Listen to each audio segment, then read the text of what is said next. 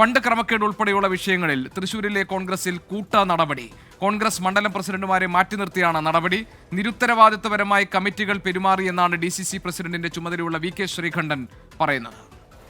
Wayanad fund പൂർണ്ണമായിട്ടും അടയ്ക്കാത്ത മണ്ഡലം കമ്മിറ്റികളെ suspend ചെയ്തതായിട്ട് അറിയിക്കുകയാണ്. ഇത്രയും മണ്ഡലം കമ്മിറ്റികൾ വളരെ നിരുത്തരവാദപരമായിട്ടാണ് വയനാട് ഫണ്ട് അടയ്ക്കുന്ന കാര്യത്തിൽ പ്രവർത്തിച്ചിട്ടുള്ളത്. അപ്പോൾ എല്ലാ അർത്ഥത്തിലും ഈ മണ്ഡലങ്ങൾ സംഘടനാപരമായിട്ട് മുന്നോട്ട് പോകാൻ പര്യാപ്തമല്ല.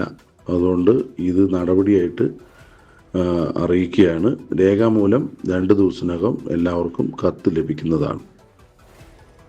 അതേസമയം ലോക്സഭാ തെരഞ്ഞെടുപ്പിൽ തൃശൂരിലെ തോൽവിയുമായി ബന്ധപ്പെട്ട KPCC റിപ്പോർട്ട് പുറത്തുവന്നതിന് പിന്നാലെ മുൻ DCC അധ്യക്ഷൻ ജോസ് വള്ളൂർ നേതൃത്വത്തിന് പരാതി നൽകുകയും ചെയ്തിട്ടുണ്ട്. സൂരജ് സജിയാണ് ഈ 2 വിവരങ്ങളിലും വിശദാംശങ്ങളുമായി നമുക്കൊപ്പം ചേരുന്നത്. സൂരജ്, മണ്ഡലം കമ്മിറ്റികൾ പിരിച്ചുവിടുന്നതായി VK ശ്രീകണ്ഠൻ പറയുന്നതിന്റെ ശബ്ദരേഖ നമ്മൾ കേട്ടു.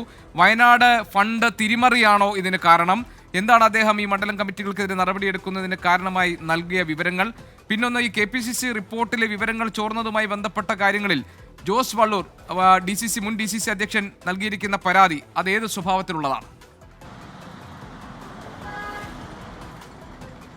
ഗോപികൃഷ്ണൻ, തീർച്ചയായും വയനാടിന്റെ പേരിൽ ഈ മണ്ഡലം കമ്മിറ്റികൾ പണം പിരിച്ചിരുന്നുവെങ്കിലും ഇത് DCCയിലേക്ക് അടക്കുന്ന ഒരു സമീപനം ഇവരുടെ ഭാഗത്തു നിന്നുണ്ടായിട്ടില്ല എന്നുള്ളതാണ് ഗുരുതരമായ കണ്ടെത്തലായി ഇപ്പോൾ DCC അധ്യക്ഷനായ VK ശ്രീകണ്ഠൻ തന്നെ പുറത്തുവിടുന്ന ശബ്ദരേഖയിൽ പറയുന്നത്. അതായത് ഈ പണം അടയ്ക്കാൻ ഇവരാരും ഇതുവരെയും തയ്യാറായിട്ടില്ല. പലതവണ ഫോണിലൂടെ അടക്കം ബന്ധപ്പെട്ടുകൊണ്ട് ഈ മണ്ഡലം കമ്മിറ്റിയുടെ പ്രസിഡന്റിനെയും അതോടൊപ്പം തന്നെ ഭാരവാഹികളെയും ഈ പണം അടയ്ക്കണമെന്ന് ധരിപ്പിച്ചതാണ്. ഫോണിൽ മാത്രമല്ല, നേരിട്ട് കണ്ടും ധരിപ്പിച്ചു. പക്ഷേ ആരും തന്നെ ഈ വയനാട് സംബന്ധിച്ച ഈ പണം അടയ്ക്കാൻ തയ്യാറാകാത്ത സാഹചര്യത്തിലാണ് ഈ മണ്ഡലം കമ്മിറ്റികൾക്കെതിരെ നടപടിയെടുത്തതെന്നുള്ളതാണ് ഈ ശബ്ദരേഖയിൽ വിശദീകരിക്കുന്നത്. തിരുവില്ലാമല, കൂഴൂർ, പൊയ്യ, വരവൂർ, താന്യം, അതിരപ്പള്ളി, ചൊവ്വന്നൂർ, ദേശമംഗലം കമ്മിറ്റികളെയാണ് ഇത്തരത്തിൽ ഈ വയനാട് ഫണ്ടിന്റെ പേരിൽ നടപടിയെടുത്തിരിക്കുന്നത്. അതോടൊപ്പം തന്നെ തൃശ്ശൂരിലെ കോൺഗ്രസിനെ സംബന്ധിച്ച അഭിമാനമാണ് K.കരുണാകരൻ. ഈ K.കരുണാകരന്റെ പേരിൽ തിരുവനന്തപുരത്ത് നിർമ്മിക്കുന്ന കെട്ടിടത്തിന്റെ പേരിലും ഒരു പിരിവ് നടത്തിയിരുന്നു. പക്ഷേ ഈ തുകയും ഇതുവരെയും മണ്ഡലം കമ്മിറ്റികൾ അടച്ചിട്ടില്ല എന്നുള്ളതാണ് പറയുന്നത്. അതിന്റെ പേരിൽ 10 മണ്ഡലം കമ്മിറ്റികൾക്കെതിരെ നടപടിയെടുത്തിരിക്കുന്നു. ഈ മണ്ഡലം കമ്മിറ്റികളുടെ